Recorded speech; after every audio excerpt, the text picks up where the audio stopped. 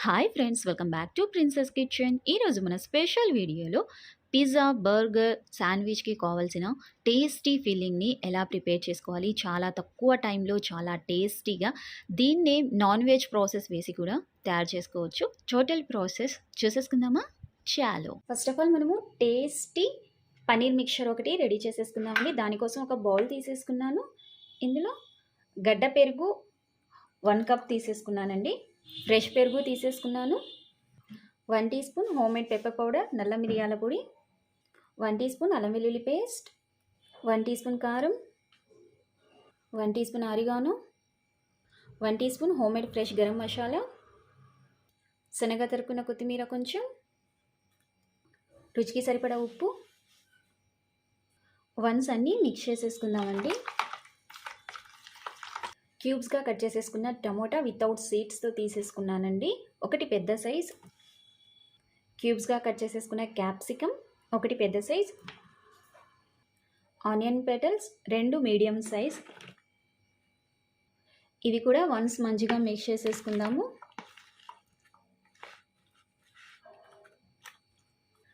Looking చాలా బాగుంది కదా, కలర్ఫుల్గా.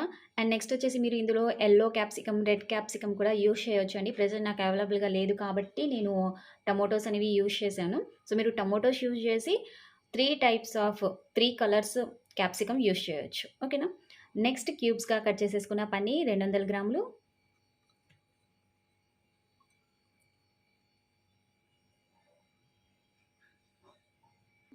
సో మనం అన్నీ ఒకేసారి వేసి కూడా మిక్స్ చేసేసుకోవచ్చు అండి. కాకపోతే మనకి పన్నీర్ అనేది కొంచెం డెలికేట్గా ఉంటుంది కాబట్టి ఎక్కువ మిక్స్ చేసేస్తే సో విరిగిపోయిద్ది. అందుకని మనం 2 విధాలుగా మిక్స్ చేసేసుకున్నాము. నెక్స్ట్ ఇప్పుడు పైన మిక్స్ చేసేసుకుందాం.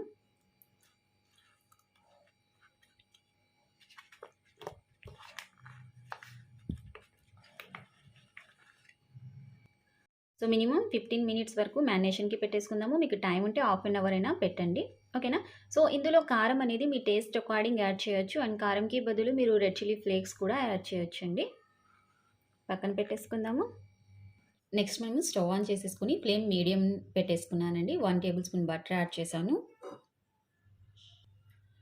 మ్యారినేట్ చేసి పెట్టేసుకున్న పన్నీర్ మిక్చర్,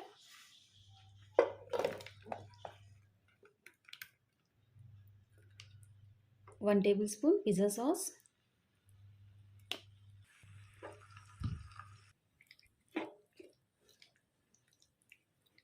మీడియం ఫ్లేమ్లో 10 మినిట్స్ కుక్ చేసేసుకుందాము.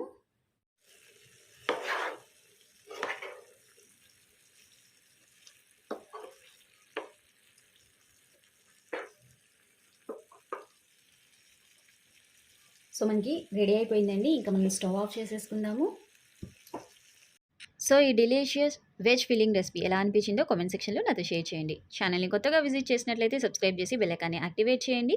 ఈ రెసిపీకి ఒక చిన్న లైక్ ఇవ్వండి. మీ లైక్ అనేది నా నెక్స్ట్ వీడియోకి మోటివేషన్. మళ్ళీ ఇంకో కొత్త టేస్టీ రెసిపీతో మీ ముందుకు వచ్చేస్తాను. అప్పటి వరకు థ్యాంక్స్ ఫర్ వాచింగ్.